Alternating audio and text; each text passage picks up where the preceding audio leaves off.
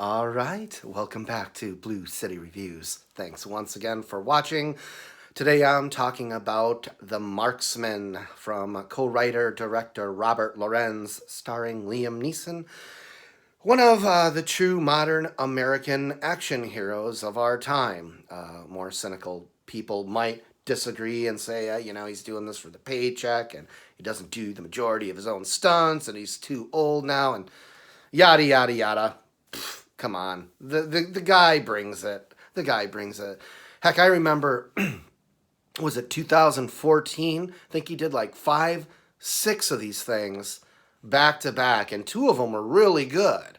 I mean, aside from Taken 3, which was the big hit, he had two really good movies that year, which was Run All Night and A Walk Among the Tombstones. I thought both of those movies were fucking solid, man. So, yeah, he does stuff that I don't connect with, but I'm not going to write him off as like the next Nick Cage or the next Bruce Willis, right? The next cheap DTV action star for hire. I'm not going to write him off as that yet because he does do a lot of movies that I like still. I mean, nothing since The Gray has really connected. I didn't really like, what was the one on the train, The Commuter, and stuff like Unknown isn't really for me. But I'm still giving him a shot, as I did even before this with The Ice Road, which I was super excited about because I really like that director. He hadn't directed anything in a long time, and I was pumped. That movie fizzled out in the first act. For a movie about trucks, it ran out of gas within a half hour, 45 minutes. Didn't like The Ice Road at all, but I'm a Neeson fan, so I was here for this. And I wouldn't say, I was chomping at the bit, but I was pumped.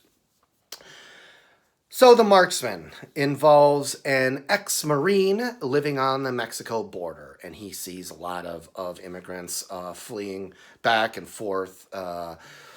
He finds dead bodies and mutilated bodies on his property frequently.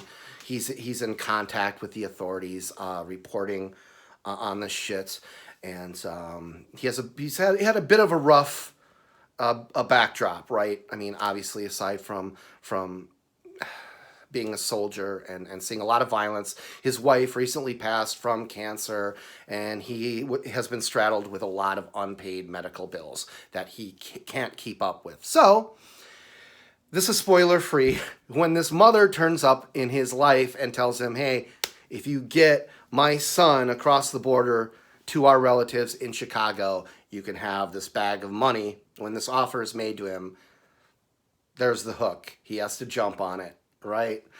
The reluctant American hero, the John Wayne-esque guy, played by Liam Neeson, who he's in a corner. He needs the money, and he takes the gig. He attempts to get this kid to Chicago with a truckload of cartel members on their back. Now, apparently, one of the child's relatives ripped off this cartel, and how they can just drive freely on American highways, just randomly murdering like gas station members and people in public. Whatever. It's an action movie, so you have to stretch your imagination a little, right? This one asks us to stretch it a tad too far. Now, the movie itself moves really slow.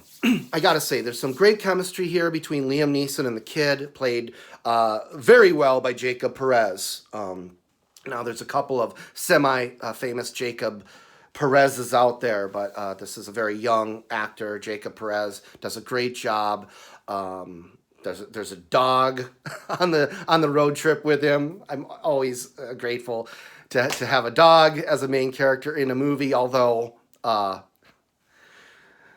Okay, so you've got a kid in jeopardy. Do you really need a dog in jeopardy, too? It kind of gets annoying after a while. It's the kid, the dog, the kid. Is the kid going to be safe? Is the dog going to be safe? Where's the kid? Where's the dog? It's back. Gets annoying after a while. And the action scenes are very brief. I mean, if you put this on with your dad on like a Friday night over a beer or a slice of pizza or something, I think you guys would be staring at the wall a little bit. I mean, this is a pretty dry, slow-moving action piece. I mean, I know writer-director Robert Lorenz probably set out to do something very good here, but the scenes with sniping themselves, the movie's called the Marksman. The scenes with the actual sniping are like, I don't know, 5 minutes total. There's a whole lot more driving around and fist fighting and a lot of Liam Neeson just drinking. That's another thing. Not only is his history as a Marine not really explored, which it isn't. I mean, we don't know what makes him such a good sniper. His history with his wife isn't explored at all. It's just a typical cliche. This guy's wife died of cancer, so we're just supposed to take it at face value that he would drink himself to death out there on this ranch, right?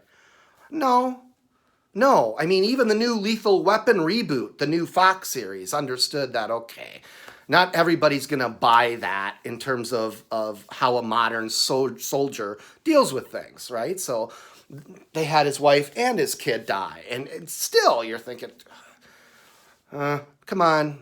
A lot of people would pull it together. So, yeah, there's Liam Neeson's character here. Like I said, there's the makings of a really good character and a really good action hero. But you don't really care what happens to him.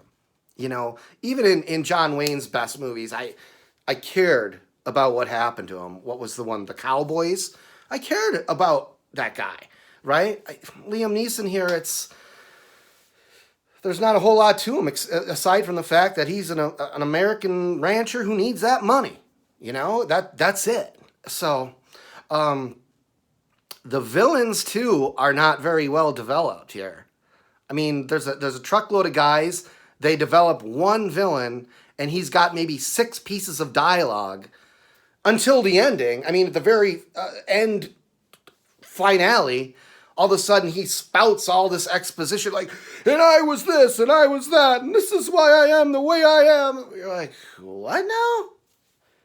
You could have told us that like an hour ago, and that might have built up some tension, but right now we just want to wrap this shit up. Yo, let's get out of here.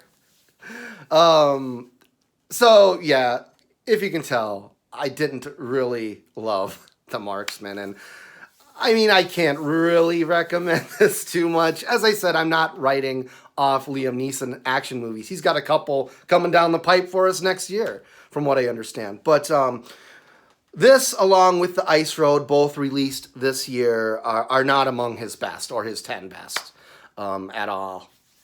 Or his 15 or 20 best, maybe. I mean, I haven't seen Next to Kin in a while, but I wonder how that holds up compared to this.